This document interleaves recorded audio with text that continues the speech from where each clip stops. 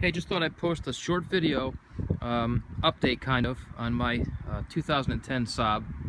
I bought this car 6 years ago, and I made a couple of videos when I first bought it, and just a quick review, very short-term review.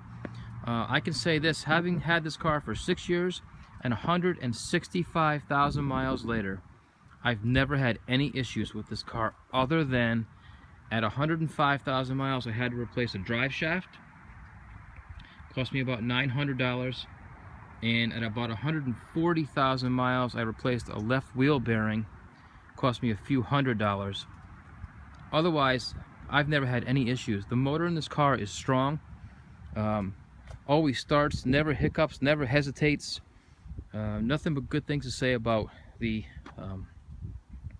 Opel motor in this car. The car itself has been great, and the reason I'm really posting the video is because I'm trading it in 165,000 miles later. It does have an issue where the transmission is starting to slip, and that's really the only thing wrong with the car. So I decided to trade it in for something else. But if you're considering buying one of these, if the transmission's good, I can vouch for the fact that it's a comfortable car. It's been a great car, and the motor is bulletproof. So also I had mentioned in my first or my original video about the lack of a cup holder or cup holders, and I caught a lot of crap from people. It wasn't a big deal, I just happened to mention it. So I learned to live with it over time, obviously, and you know, so it wasn't a big deal, but just to kind of reply to those comments about the cup holders. And I had one person out there, and maybe he or she will watch this video, who insisted that my car had a different engine than it actually does.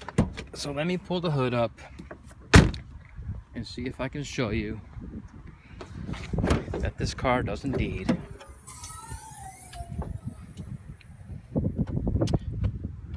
have, let's see here, a 2.0 liter 4-cylinder turbo. So to the person who kept insisting my engine was not what it really is, there's hopefully enough proof for you. If not, too fucking bad. Again, the motor's been bulletproof. The car has been great. It's been actually, and I'll say something else too. The X-Drive in this car in the wintertime was great. Never had an issue getting anywhere in the snow. So if you're considering a 2010 Saab 9.3 Aero X-Drive, I absolutely recommend it. Have the transmission checked out depending on the number of miles that are on it, because that's the only thing, like I said, that's starting to go now.